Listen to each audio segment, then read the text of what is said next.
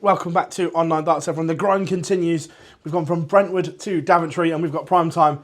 Matt, if you had Matt, first of all, how's things? Been a bit busy yourself as well recently. Oh, I've been manic recently. You know, when we look at the impact of the World Championships and everything that brought, with what I do already, my own YouTube channel, commentary, Missions YouTube channel, which I now dedicate more time to, setting this place up, which is currently a work in progress as we sit here, which by the time this video goes out, I'm sure this will all be up and running. We've got the voice activated lights in now. We've got everything. Bit of ambience, but yeah, this can be a lovely studio and lovely space, and I've never looked at a space that's, you know, the size of this room before and been so proud of it as I am sat here now looking at this thinking what this is going to be and the progression that this represents. Yeah, 100%. Let's go back to the World Championships. Have you had time to digest everything we saw over those 17 days at Alexandra Palace? I think what we saw was confirmation of like the depth in darts now, and I did a video on this actually because there's a lot of talk at the moment that darts has never been better and the players at the bottom are so much better than they used to be, and we're getting a little bit of both. We're getting the players from the bottom. It used to be sort of the players at the top was going this way and the players at the bottom was, so there was a big gap between the two, and it's like, where has that come from now? Is it that the players at the bottom have caught up? And actually it's a little bit of both. The players at the top have come down and the players at the bottom have come up, so the gap between the two is a lot smaller now. I should have used my new whiteboard as well to show that, shouldn't I? So, but when we look at that, I think when you go to something like the World Championships, there's always that, not excuse, but that reasoning behind it, where you look at it and you go, but can they do it on that stage? Can they do it over set format? Can they do it over a longer format? Are we still going to get upset, shocks and surprises? Yes, I think we are. So what we're seeing now is actually the game's not where it was 2016, 2017, where the players at the top was just unbeatable. When we look at those seeding positions, sort of 2 to 10, they're now vulnerable. They're now getting beaten. And I think we'll probably see a little bit more of it in the new year in 2025. And that World's really confirmed that. Before we go back to the Worlds, I want to pick you up on a point there. Why has the ceiling dropped? Look, I get the floor rising because you put more time in and you get to the ones above you. But you go back to that 5-year glory period, as I call it. Why aren't the top players getting to that level that they were at? I'm going to give two answers. One answer I'm going to give is very what you'd expect it to be, which is the diary, the scheduling. People are playing more. Injuries are going up. So that's kind of what the expectation answer is. I'm also going to put this down to complacency, because back then there was a hunger, there was a desire, there was a drive. Everyone's driven by one thing, and that is ultimately to either be a champion or to earn a load of money. They're the two goals. They're the two driving forces in why you want to go out and compete and play at that sort of level. I think the second part's been taken away a little bit. Let's use an example of a player who is, let's say, around about world number 4 to 8. Now, being in that makes you a very desirable player to promotions. So if you're going to go and do an exhibition tour, which most of these players do now, it's not just one-off hit, it's an exhibition tour of 5 nights, and you're going to charge $5 a night, and you've got 25 grand. And then you rock up to the European Championships, and you've got to make the quarterfinals to get anywhere near that sort of money. Do you have that drive when you can guarantee just turn up and play? It doesn't really matter if I win or lose and I get the same money. In some of the events, they've got to reach the semi-finals to earn that type of money. And then when you look at it and you go, right, well, actually, I'm going to do these tours 5 times a year or 6 times a year. So now I'm going guaranteeing £100,000 plus just from these couple of weeks of exhibition tours. How much am I then motivated to have to go win something like the World Match Play, which is a week of stress and everything that comes with it? Are you still got that same motivation and drive when the prize money is the same as that exhibition? So that's what I'd put it down to as well. I'd put it down to some of the acceleration of the sport is going to demotivate the players there. Now, the players that are coming through, the young players, they don't have it that way. Like, when I first started, you had £105 to play a tournament. If you won a game, you got £200. Now you don't pay anything to play, and you win £1,000. We used to have to reach the quarterfinals to get a 4-figure payout. So if I was going there with that sort of mindset, I could quite easily go in and go, well, actually, I'm happy to win round one. That was bad. So I'm still of that mindset of where it is and where it's been and where it's developing and where it's going from. So that makes it a little bit tricky as well. And I think the next generation of players, they'll have a different development. But I think the ones there at the moment are getting a bit complacent. Going back to the World Championships, obviously Luke Littler has done it again, the youngest ever PDC World Champion, and what he did was incredible. Vulnerable early, but again, after a certain point, no one got near him. No. And when you say vulnerable, it was vulnerability but under control. Yeah. There was never a moment where you looked at him and go, he could lose this. Because every time someone laid it down to him, he got better. And that was reactive. And I love the fact he was so reactive as well there, Luke Littler. If he would have gone and won the World Championship, blowing everyone away, we'd have gone, brilliant, that's exciting, that's brilliant. But it wouldn't have ticked all the boxes for me. We needed to see him under pressure. We needed to see him challenged, because that's more impressive when he's had to respond and he's had to dig. So absolutely, the rightful winner, a great winner. It'll be interesting to see where it goes now with Luke Littler. I mean, he's already been to Old Trafford and paraded the trophy. I think part of that was Man United fans wanted to see what Not trophy the trophy they're like. going to see this year. Yeah. So, they've seen the trophy at Old Trafford, so that's great. But I saw a video that he did where he's like going around his house on TikTok, and he's just got the World Championship trophy just sat on the floor, just next to his trophy, because he can't fit it in his trophy cabinet. And you think, that's the World Championship trophy. Like, most of us would probably have hired bodyguards by now to stand around it. And I'm not going to say this, when I say he doesn't care, I mean he doesn't care in a good way. He doesn't care like we would. We would be over the top with it. We'd probably be that's why we would never win it, because we would care about it too much. He cares about it enough that he's passionate, but he doesn't let it consume him. He expects it. So that's interesting, because for that, I think he'll win a couple more. Yeah, it is interesting. And what was your overall takeaway of the World Championship if you were assessing the tournament as a whole? Success. Viewing figures was up, mightily up as well. Interest from celebrity interest was up. Was there anything missing? Do you know what? I think probably the biggest disappointment with the Worlds is there was probably if you could visualize, and if you could characterize what it looked like, and if you could put that into a photo or in a picture, you'd have Alexandra Palace, you'd have it packed, you'd have it there. But on the outside, you'd have more people stood outside trying to get in than there was inside. And I think that's probably a disappointment, because there's only so long you can keep saying to people, no, we're sold out, before you don't bother. I remember when the wrestling used to come over before, the days of insurrection and rebellion. Yeah.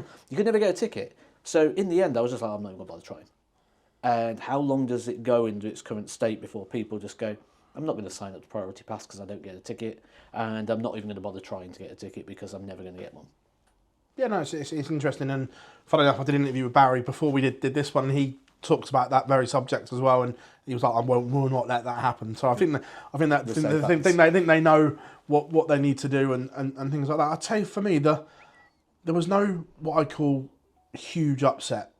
Do you know what I mean? That there was no what I call massive underdog story this year like we've had in years gone by. I mean, the Asian players, again, how long have we got left now before we go, right, we have to have the World Series back over there properly?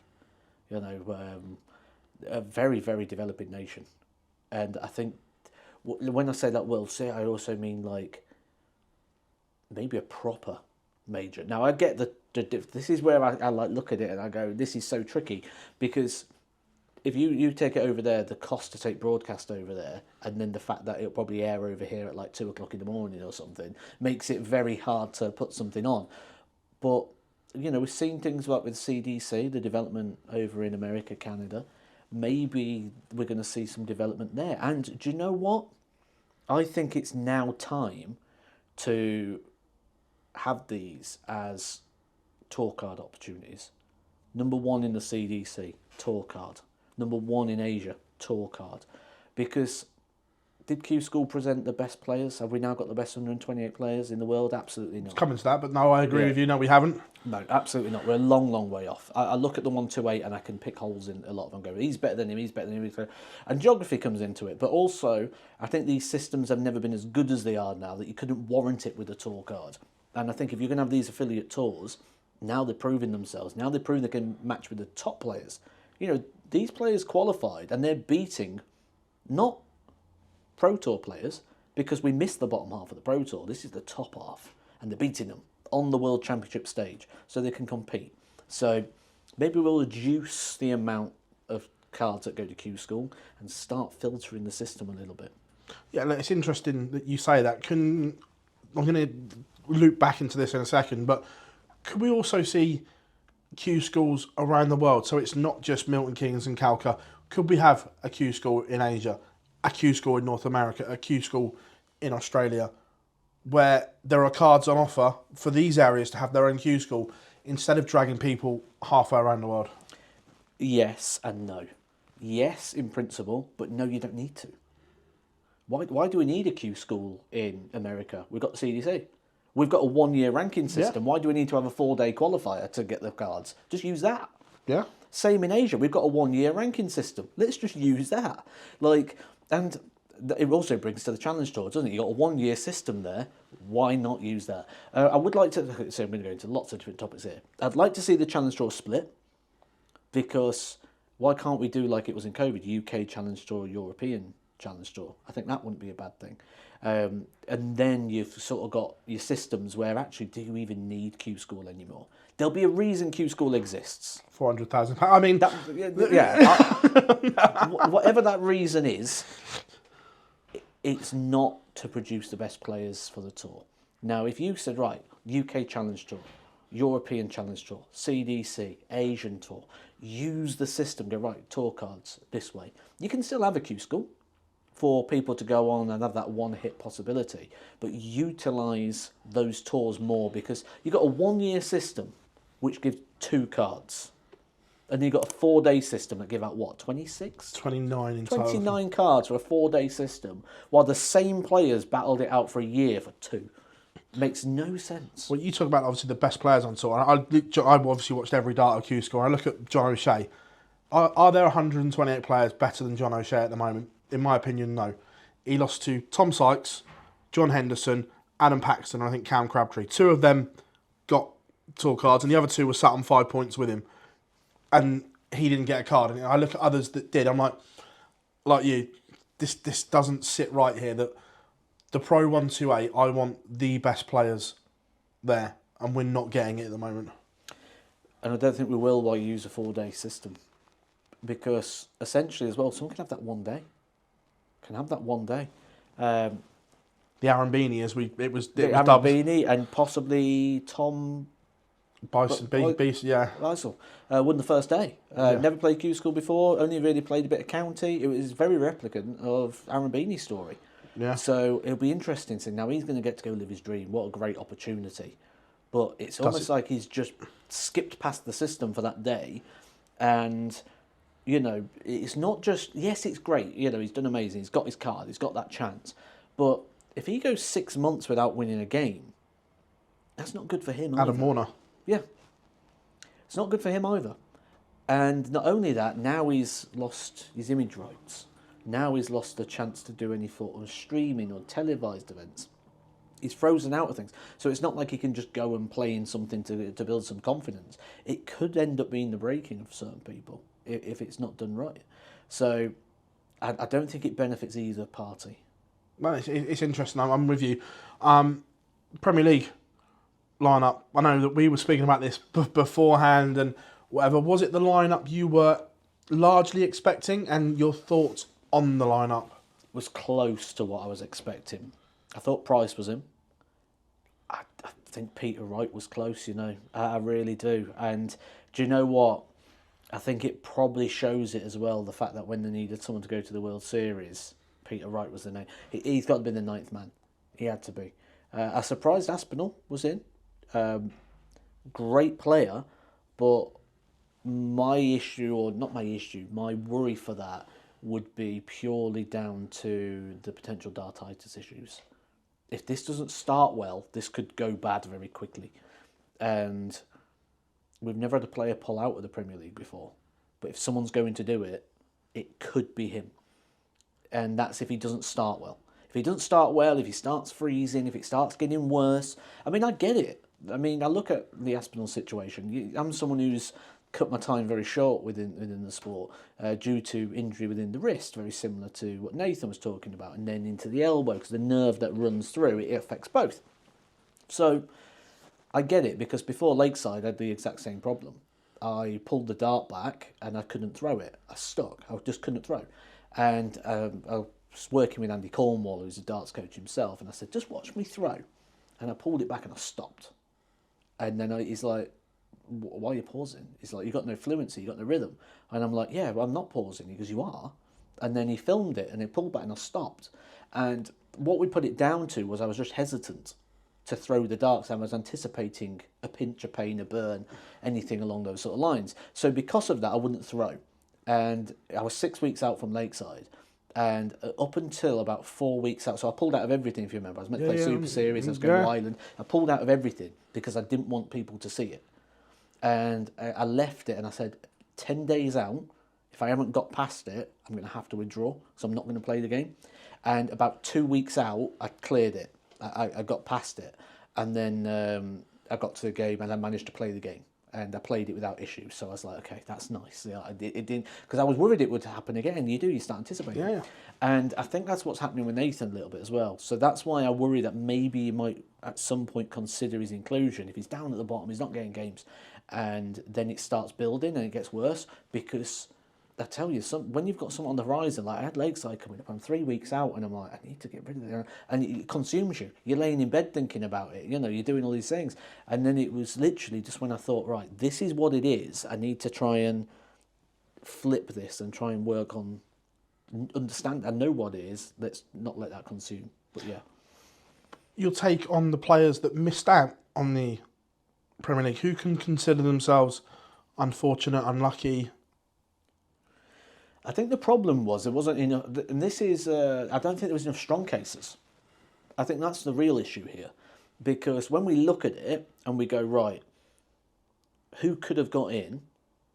There was all questions, there were all 50-50 sort of things. So if we would have said, right, Mike Depa'S in, we'd have just had the same conversation about someone different. Could that person feel unfortunate? Could that person? Because no one made a strong enough case of going, that's your 8. I think by the time I was working it, I think I had about 12 players I was trying to pick it out of. I think Bunting was always in, I think Price was always in, and then I think there was probably 2 places really that was debatable. And when you look at the lineup we've got, I think it's going to be entertaining. But we've seen Depa'S, he's not happy he's missed out. But I'm coming to that in a second. Yeah. But, I mean, I can see the PDC's point of view. He's played on the tour since 2014 in regards to televised darts, and he's won 1 tournament. So I can kind of see that. He's not in the top 16. He's in the top 32 now, which is great progression. But I think the scheduling doesn't suit anyone now outside the top 16 to be in the Premier League, especially now with the European Tour changes as well. And I'll come into that as well. So if you're not in the top 16, you'd have to play a Friday on the European Tour. So he's there Wednesday for media, he plays Thursday, he's got to be there for Friday for the European Tour Saturday, Sunday, come back Monday. Only leaves him Tuesday before he's got to go again. And when does the Pro Tours fit into that as well? So then you'll end up travelling back Sunday night so you can get to your Pro Tours Monday, Tuesday. So yeah, I think there's also a welfare consideration that I don't think anyone outside the top 16 can legitimately be in there. What was your take on players actually speaking out? Now, we've had some quite damning assessments. We had Chizzy's, should players be picked just because they've got a good walk-on? Mike Depa'S called it scandalous. Your take on players fighting back, shall we say, and having a say on it? Love it. Yeah, I think you knew the answer was coming. Love it. You want to see it. And the thing is, right, whether you agree or you disagree, there'll be people now that will look at Mike Depa'S and they'll go, I agree with Mike, he should have been in it. I'm going to support him this year. I want him to do well.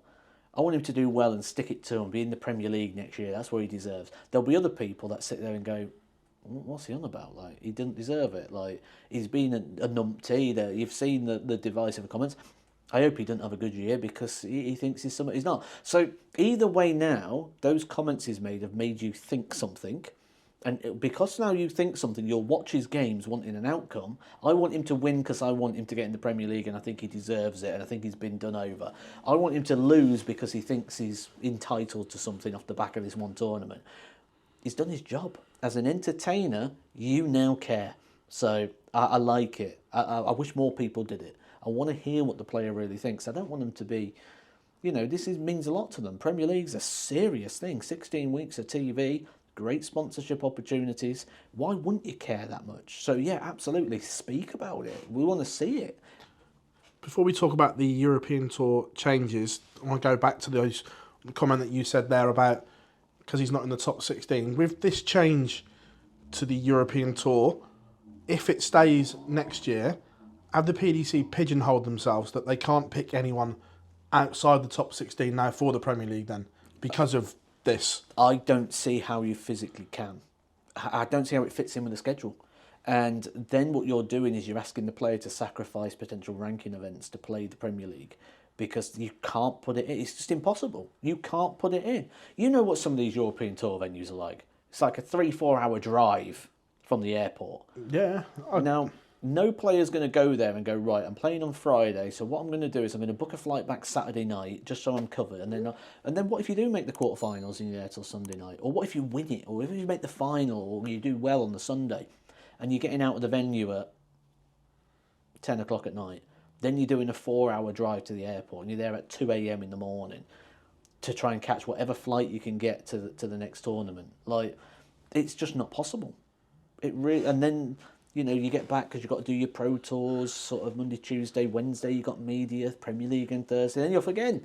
So it's just not. I mean, that's in the worst possible week. Some weeks there's no European tours. Oh, of course, yeah. But on the weeks there are, you cannot do everything. And will players really want to sacrifice the opportunity to play on ranked events? Because ultimately, if you stop missing the ranked events, you're potentially going to lose your place. So I don't see how you can physically put someone outside the top 16 in moving forward.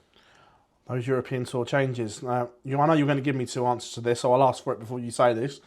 Your take on it, one, as a player, and two, as Matthew Edgar, the fan. Is it now elitist? Have they made this top 16 almost impossible to gate crash? 14 events this year, isn't they? So for that one win that someone in the top 16 has to get, for me to match that as a player, I'm going to have to go through 3 matches on the qualifier. I've then got to beat a player on Friday and a player on Saturday. And the player on Saturday is a seed. Yeah. So my 5 matches will level me with 1 win of the seeds. Level. Not go past, just level. So if I had someone in mind I was going to chase over a year, that is 70 wins to their 14. 70. And that's just to be level. So, yeah, it's not ideal. But I also understand that the idea is the European Tour has to sell tickets, the European Tour has to be interesting, it has to get viewership, and to do that we need regular familiarity with the faces. So I get that side of it. I'm not sure I like it. How did they think that this was a good idea then?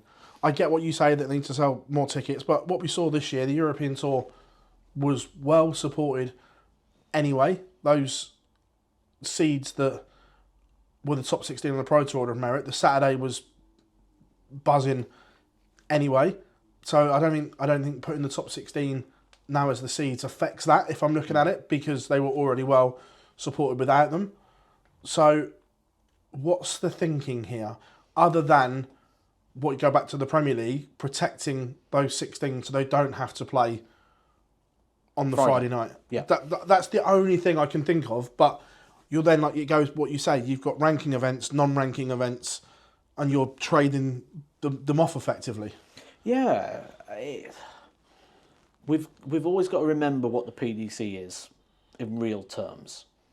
The PDC is not there to solve world hunger. The PDC is not there to be fair. The PDC is not there to... Yes, it's there to promote darts, but the reason it's there to promote darts is commercially. That is what the PDC is. And this is a commercial decision. And, there's a reason, let's say, Q School's done in the way it is. It's not there to produce the best. We're having this conversation because we look at it and go, right, we want to have the best competition with the best options and the most fairness and all this. But that's because we look at it from that point of view. We're not looking at it from the point of view of what the PDC actually is there to do, which is to drive up the marketing of the sport. It's a market-driven sport. And they are a private promotion organisation. They aren't the governing body of darts.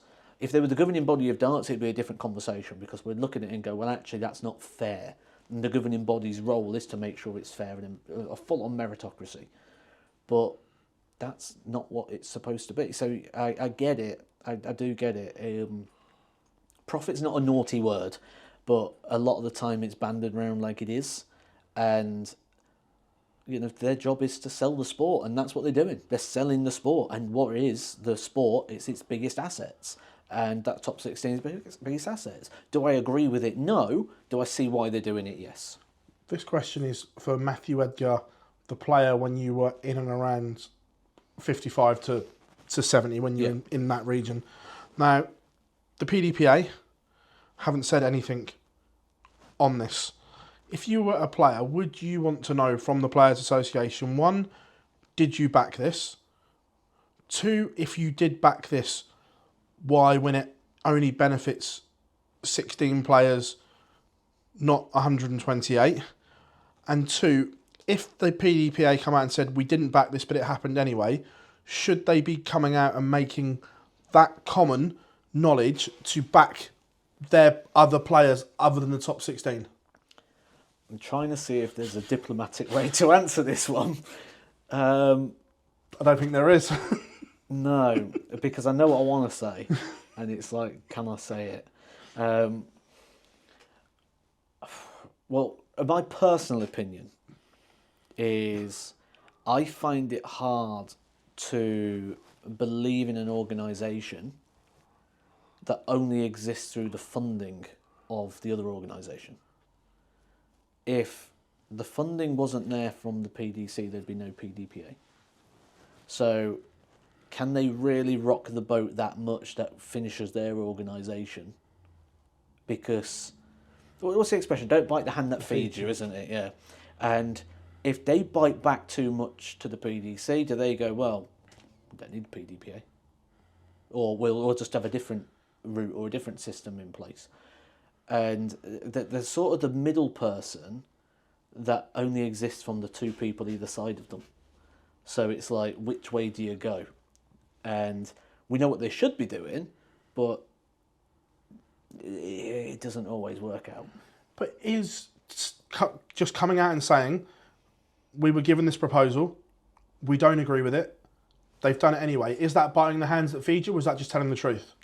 For 11 years I was on the tour, and never once was we asked our opinion on something. In regards to, let's say, for example, after COVID, there was never, it was always down that road. They went, right, PDC's putting on these events, these are the things you need to follow and all this sort of thing. And there was representatives do media, I think one of them was on your site, that said, I don't think the players should be going back this early. Yeah. Well, you're a representative. Like, why are we now being told to go?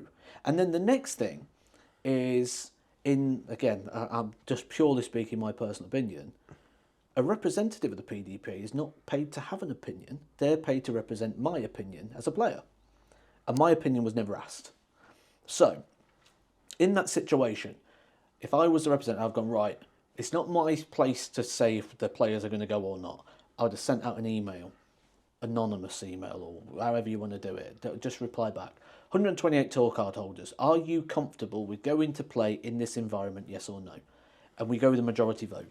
If 65 players said yes, we will stand by it and we will support this. If 65 players or more say no, we will not sanction it as our organisation. If you want to go, you can go, but it's no longer sanctioned by us, in which case you miss out on all the perks and the benefits of being a member. We do not sanction our players to be at this event.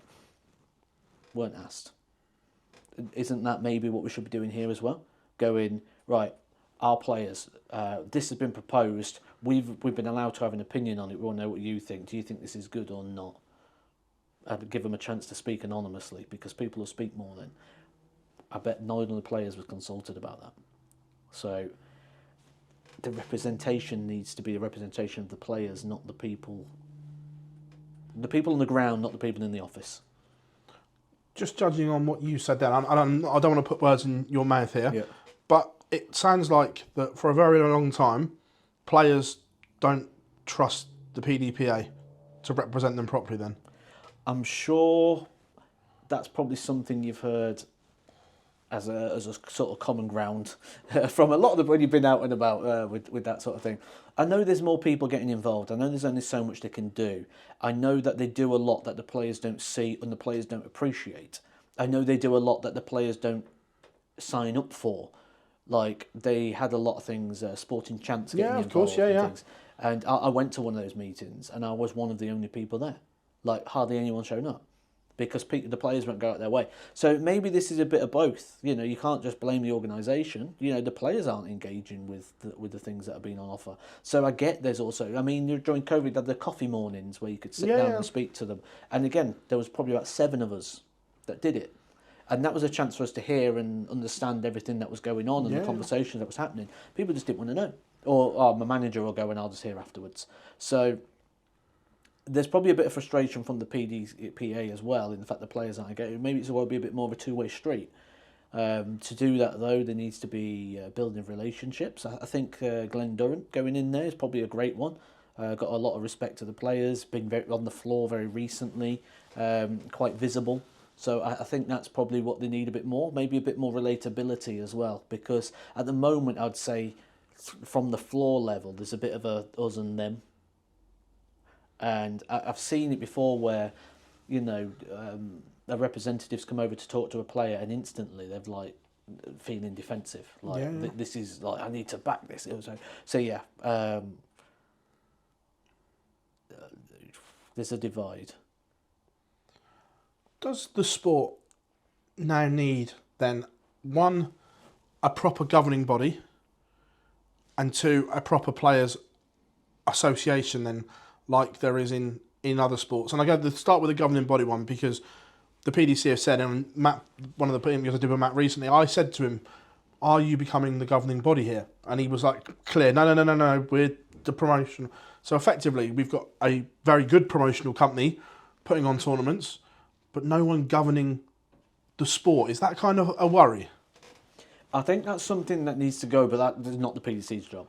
No, that's what I said. Yeah. That they've made it clear. They're the promotional thing. Do Yeah. we need, or does the sport of darts need a proper governing body? The issue is, how do you get that? And the issue is to be recognised that way, certainly by Sport England, needs to be framework and infrastructure. And to put that framework and infrastructure in place, we need proper coaching. We need a lot of, to get the funding and things that need to go into the sport. And at the moment, the sport's not deemed in that way. And certainly there's a lack of knowledge of how to put on. I've seen some of these courses out there. They are awful. They're awful. I've gone through the system in coaching through diplomas, through degree, and through different national governing bodies that currently exist, the NGBs. So I've done lots. I've got a great portfolio of qualifications. And then I look at what the darts are doing. And I look at it and I think, what on earth is this? Like, it's like a child's made it. It is terrible. But yet then there's people going around with a certificate going, look, I'm a qualified darts guy. I'm like, that is awful. Like, it is awful what is out there.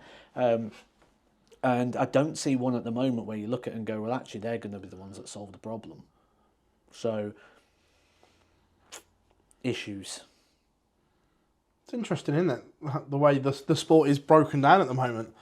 Yeah. There's a lot that can be done with it. I think it will get there, whether it's within my lifetime or not. I don't think so, because I think it's a long way off. Darts is an infant. Yeah. It's an infant. If you think about the territories it's in, it's mainly England, Germany, Belgium, Holland, with a little bit of others. That doesn't even cover a small percentage of what the world is.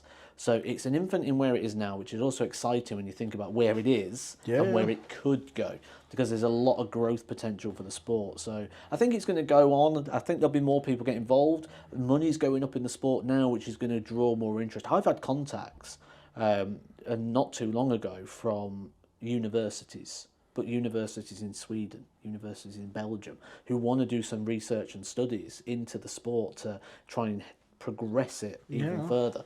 Because at the moment, a lot of it's based either on opinion, expertise in regards to what you've done, or experiment. There's not really been any full day. So, full disclosure, one that they want to do, they want to fly me out to Sweden, and we want to start doing some research on darts, but using a dart throwing robot. Yeah, you can't see Phil's face right now, but yeah. So the dart throwing robot is because a lot of the study that has gone on is using human factor. Yeah. So I'm going to stand here and throw 300 darts, and we're going to watch it with video, we're going to do, but actually that could change depending on the thrower. So what we want to do is we want to get proper data using this dart throwing robot, that you'll get the same throw. So then we can tinker with things and we'll get actual factual results. Because I think there's probably a little bit of play in what we view darts as at the moment, and the dart throwing robot will get that for us. So UK Open qualifiers in particular. We're going to come on to yourself in a minute, but your thoughts on this new system that they've put out. Obviously, Riley's is no more, that it's done through the PDC now. Primarily there's the outer venues that go to a playoff that we've seen, which by the look of it haven't been too well supported. But the actual PDC one, has the UK Open lost something with this new qualifying criteria? Because the days of the true amateur getting to the UK Open, whether that's Bob the electrician or Pete the bin man or whatever it is, that seems to have now gone under this new criteria. Like, I get the old criteria; it was heading that way as well. Where we saw pros, semi-pros rocking up at Riley's. As the days of the true amateur in the UK Open now gone? So what did we have? It was yesterday. We had 4 qualifiers. 3 of them have just come off the tour. That's not an amateur qualifier.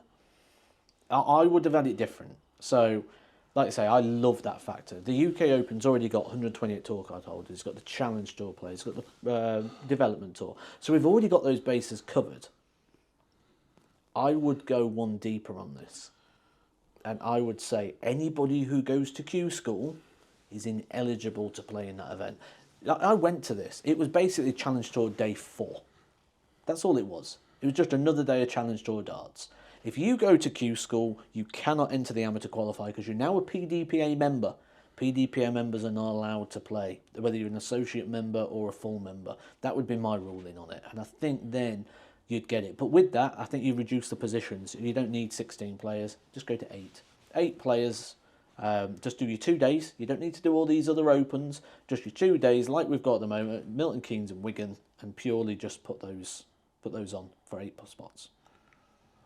Would you like to see the ADC used to host the true UK Open qualifiers? Because they've got regions all set up, regional tables, regional this, regional that, where you could then have every region in the UK represented, and whether you live in Cumbria, Cornwall, or whatever, you've got a chance to play locally to earn the chance to get there. Or is that something that's not gonna...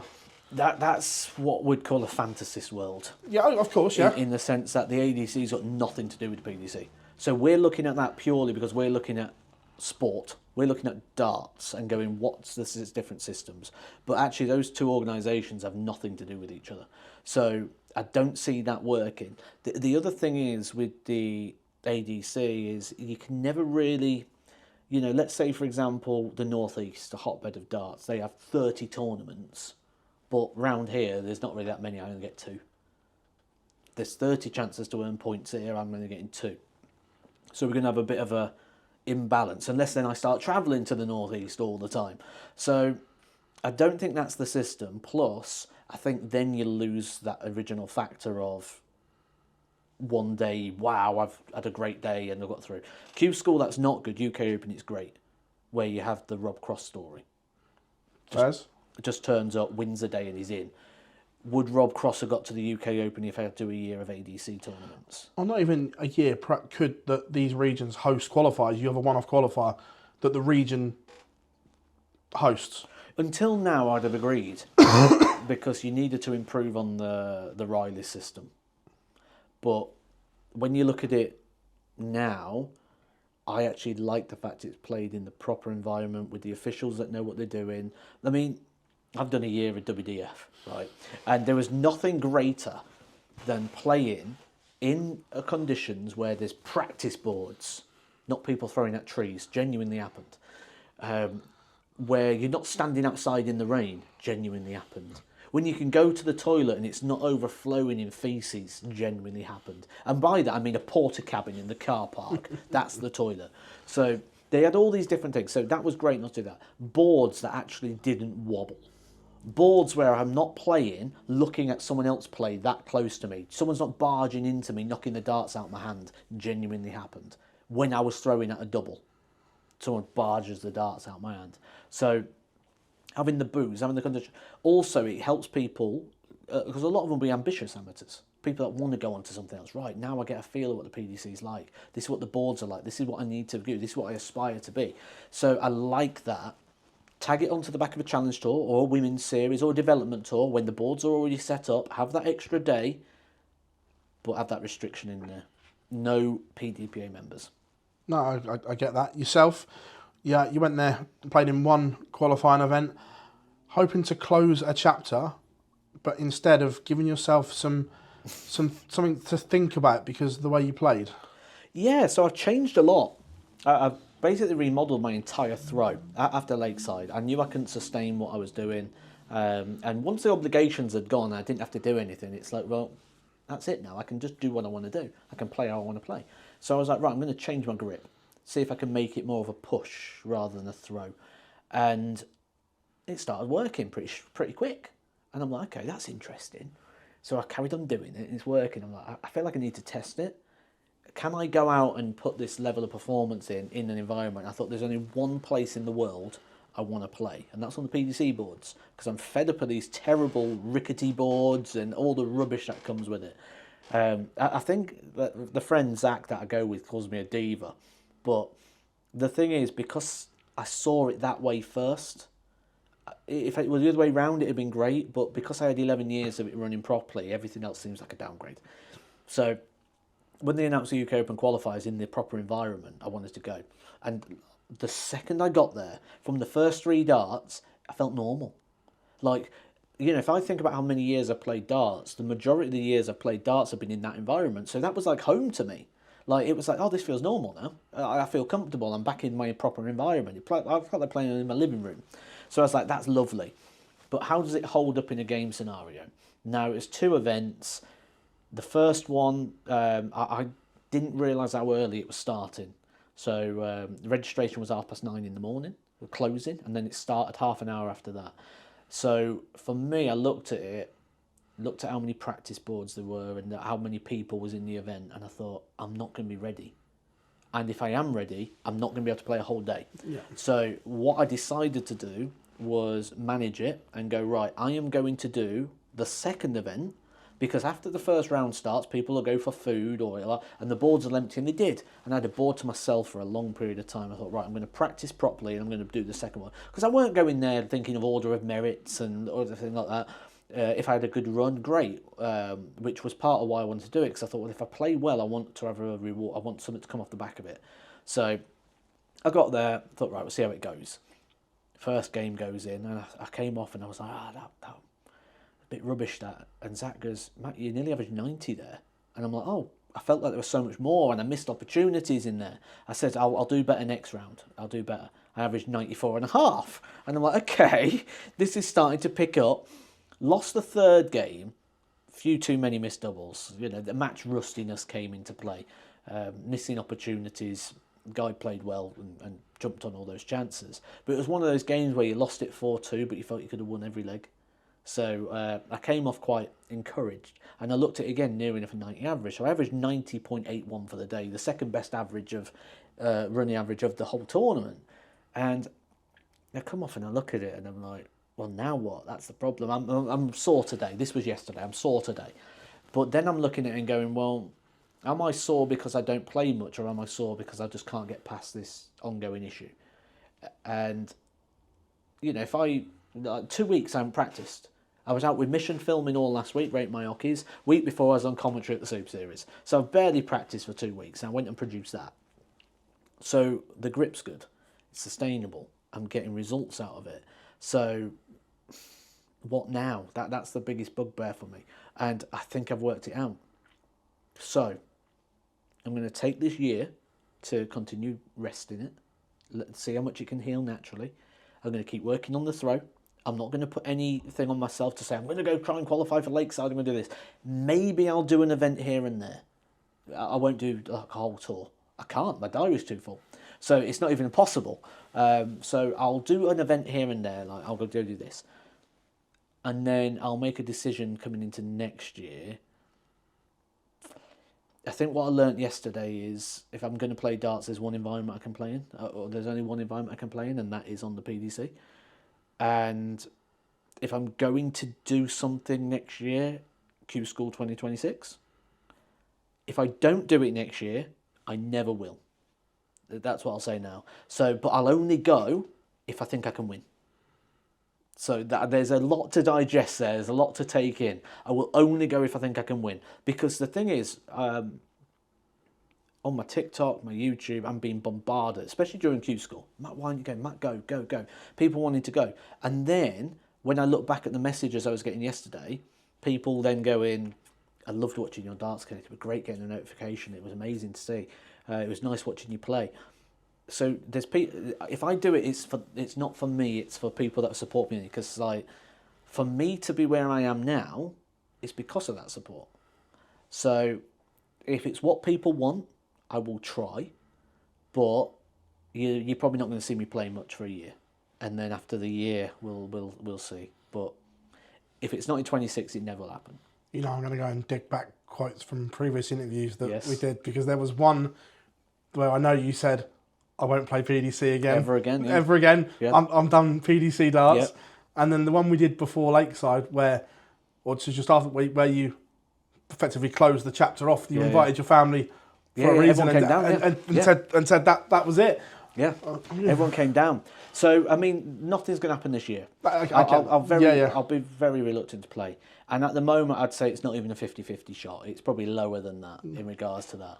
It's just that support. And if I feel I can maintain it. Now, the other thing I've said as well, because part of this also comes down to the potential of working with a sponsor who's come through and said, Matt, you don't even have to get through. You just have to attend. Here's the deal. And I look at that and I'm like, okay. So all I've got to do is be there. Like, so yeah, there's that. That's also lingering over. But with that, it's a tough one to sort of to work out what's best, and that's why I'm not making that decision as of right now. But I will always put it second. That's what I will say. So like now I'm booked in for like 4 of the first bunch of Pro Tours for commentary. If I got through by some miracle and I had a card, I would still take the commentary booking over playing. If they said, right, Matt, you're going to commentate on Players' Championship 5 and 6, 10 and 11, I'd be like, okay, I'm not playing them. I will commentate on those. I won't play. Which has never probably happened before. Matthew Edgar's withdrawn from the Pro Tour because he's going to be commentating on it. But that's my priority. That's my life. I get that. So I need to make that clear before people get too excited and think, right, this could be interesting. It will come second. And that's something else. So in the past, darts has always come first. And that is up to Lakeside. Like, I looked at the diary and I'm like, right, I need to go get some ranking points. So I'm going to go to that tournament. Commentary comes second. Oh, I need to do this. That comes second. It's always come second to darts, whether it's been job, family life, any sort of personal commitments. All of that has always took priority. Darts, moving forward, regardless of what happens, will now always come second. And by that I mean playing. Yeah. Media work, punditry work, content creating, that comes first. And if there's any time afterwards, then I might play something. Which is why you're probably not going to see me have another game of darts now till about the summer. Because my diary now, I'm filling it with that. I've not even looked at the WF diary. I don't even know what tournaments are available. I looked at it at the start of the year and I went, right, I know I can't make anything till about April. So I'm not even going to bother. And then since then I've took on like loads more work as well on top of that. So I just don't think it's even possible. So there's just not enough hours in the day now, and I'm just can't keep up with that. So again, the only way I could make that happen is Q School. Now, I'll say when I watched it, I missed it. I've never missed it before, and I watched it and missed it until I saw it. So Dan Dawson was doing a bit, and you could see it. And I missed the idea of it, but when I saw it, I was like, "Oh, I'm glad I'm not there." So it's dilemma, because there's that bit inside you, isn't there, that doesn't want to lay down and accept it. And there's so many inspiring stories. I'll tell you actually what the most inspiring one was. You'll like this one. So I was having a chat with Connor Scott, and Connor Scott was like ripping me. He's like, Matt, you can't give up, you can't stop, you're still playing okay. If you actually tried, because like I say, I'm not practicing. He's like, if you actually try and you actually work on it, and he's going on for it. And we was having a conversation, and it went on for a bit, and then I said, you're not going to believe what's just happened. While we was having that conversation, I screenshot it and sent it him straight away. I got followed by John Cena on Twitter or X. And you know what John Cena's motto is? Never give up. And Connor was like, that is such a sign. Like, you can't, like, that is the moment. So obviously I've had a John Cena shirt made. So should I get onto a stage at any point, I've got a John Cena shirt, like the Shawn Michaels and the Hulk Hogan shirt, that are going to be on this wall very soon. So, but like you said, I've also got that bit in me where I'm like, I was comfortable with the decision of not doing it. So, like I say, I feel like if I do it, it's more for people that have backed me and made me rather than for me. And if that is the case, I can't do it and mislead people. I don't want someone going on their lunch break or having a bit of time off or sat at home watching me on Darts Connect if I can't be me. And right now, until that UK Open qualifier, I didn't believe I could be. Certainly going into Lakeside, I've told you now, at the start of this, I was dartitising up, so I don't believe that I could have been me going into that. So, again, with that, was it a bit misleading? And I'm not comfortable with that. So, yeah, it's completely up in the air. If you ask me to say now, I'd say no. I'm just talking, pride's talking a little bit. And yeah, pride can get you into some trouble sometimes, can't it? So we'll find out. But if you was asking me right now, I would say it's probably about a 20% chance at most. Matt, it's an absolute pleasure catching up with you here in your office, mate. Thank you very much as always. Yeah, I've been. This is the first recording here. This is, yeah.